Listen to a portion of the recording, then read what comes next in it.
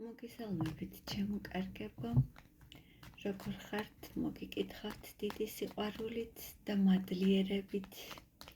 მადლობა თქვენ იმისთვის, რომ ხართ ჩემთან, მადლობა თქვენ უკავშირისთვის, თქვენი მადლიერებისთვის, კომენტარებისთვის და მე დღეს მინდა თქვენთვის გავაკეთო საჯარო გაშლა. და გაშლა იქნება ასეთი თემით, როგორ უმკლავდება უთქვენობას ჩაფიქრებული ადამიანი, როგორ არის უთქვენოდ, რას გრძნობს. პირველ რიგში ნახოთ სიგნიფიკაცია და ამით მიხვდებით თქვენ, რამდენად არის ეს გაშლა თქვენი. ნახოთ, რა ურთიერთობა გქონდათ, როგორი იყო თქვენი ურთიერთობა. თქვენი ურთიერთობის სიგნიფიკაცია.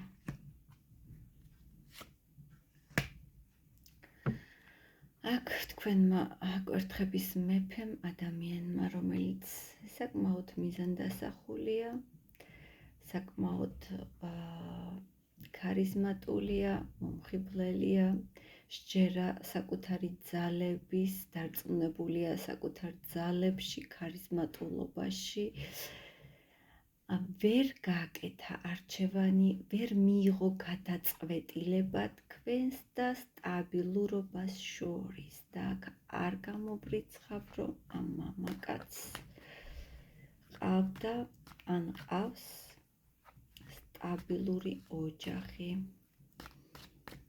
ნახოთ თქვენი ურთიერთობა როგორ იყო კი ამ ადამიანს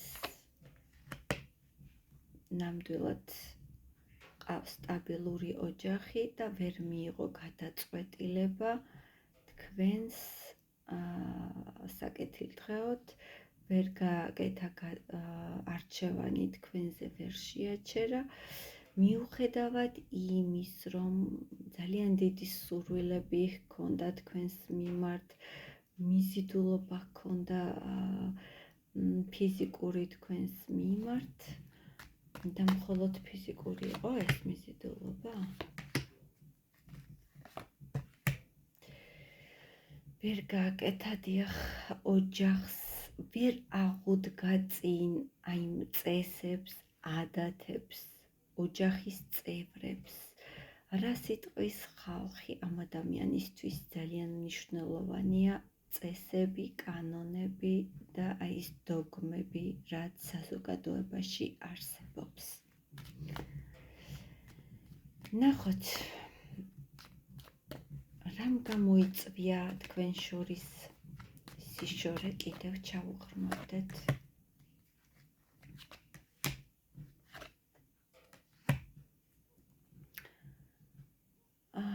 მეგობრებო, აქ შეიძლება ქალი დომინირებდა და ქალმა გამოიწვია თქვენს შორის აი ის სტაგნაცია, რაც ახლა გაქვთ და აი ის უკონტაქტობა აქ მოხდა ქალის მიერ, მეორე ადამიანის მიერ. ან შეიძლება თქვენ დაძაბეთ სიტუაცია იმის გამო, რომ თქვენს შორის, იმ ორს შორის, ოჯახს და თქვენს შორის ვერ გააკეთა არჩევანი და სწორედ აი ამ მიზნით თქვენ დაძაბეთ სიტუაცია და მოხდა ის, რაც მოხდა.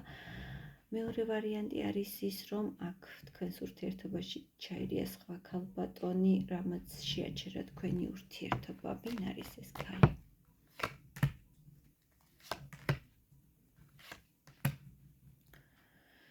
ეს ქალი არის საკმაოდ კომფორტის მოყვარული ადამიანი და ეს ქალი არის ალბათ მისი თანამგზავრი. ან ოჯახის წევრი, შეიძლება შვილი, ან მეუღლე, რომელთანაც თანაცხოვრების დიდი წლები აკავშირებს. ნახოთ მისი ფიქრები თქვენს მიმართ. რას ფიქრობს თქვენზე ეს ადამიანი?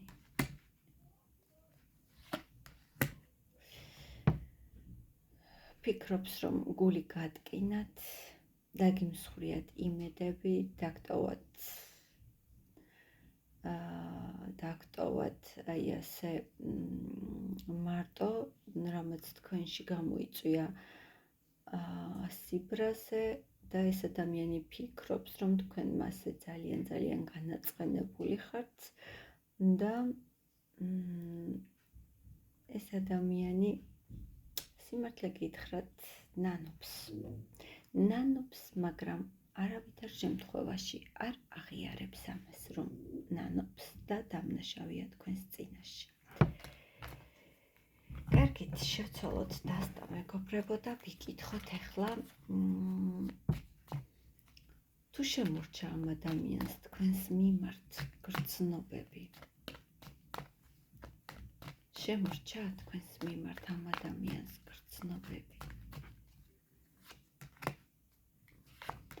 თქვენ მისთვის ის შეუცვლელი ქალბატონი ხართ, იმპერატრიცა მეგობრებო, რომელიც რესურსული, ყოველმხრივ შემკული ადამიანი ხართ მისთვის, რომელიც ყველანაირი ქალური ღირსებებით ხართ დაჯილდოვებული, კარგი დედა, კარგი დიასახლისი, მისთვის იყავით ძალიან მზრუნველი ადამიანი და ეს ადამიანი ისევ ანთებულია, მიუხედავად იმის, რომ წასულია ურთიერთობიდან, მას აქვს ჯერ კიდევ თქვენს მიმართ გრძნობები, თუმცა ამას არ გამოხატავს. გადავიდეთ მთავარ კითხვაზე. როგორ უმკლავდება ეს ადამიანი უთქვენობას? როგორ უმკლავდება ეს ადამიანი უთქვენობას? მიუხედავად იმის, რომ მოგონებებით ცხოვრობს ეს ადამიანი, სიზმარშიც ძალიან ხშირად ეს სიზმრებით, ისედაც, როდესაც მარტო რჩება ილუზიებში, იხსენებს აიმ თქვენთან გატარებულ წუთებს და კარგ მომენტებს, მაგრამ მაინც მან სტაბილურობა არჩია. გეტყვით, რომ იქ სადაც არის, მას აქვს სტაბილური გარემო და ეს ადამიანი ცოტა არ იყოს კომფორტის მოყვარული ადამიანია და მან აირჩია ის თავისი კომფორტი, თავისი ოჯახი და გარკვეულწილად მას ტანჯავს აი ეს მოგონებები, რაც გიკავშირდებათ თქვენ. როგორ გრძნობს თავს უთქვენოთ? როგორ გრძნობს თავს უთქვენოთ, მეგობრებო? იმედგაცრუებულია, ტკივილი, სურს ბოლო ხმაზე იყვიროს, რომ სტკივა,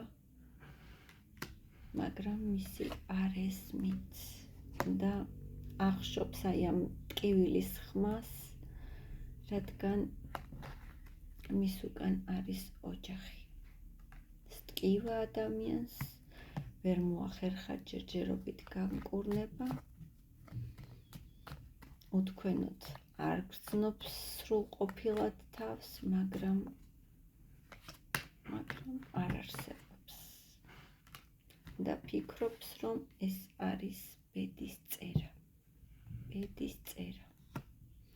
არ ვიცი, ეს მას შვებას გურის თუ არა, რომ თავის თავზე არ იღებს აი იმ პასუხისმგებლობას და მხოლოდ ბედს ემდურის აი ამ ყველაფერში, მაგრამ იტანჯება უთქვენოთ.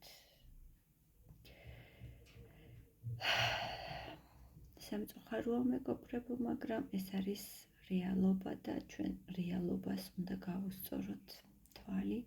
მე საუკეთესო სურვილებით, დაგემშვიდობებით და მე თქვენს გამოხმაურებას ველი დროებით და მადლობა იმისთვის, რომ იყავით ჩემთან ერთად.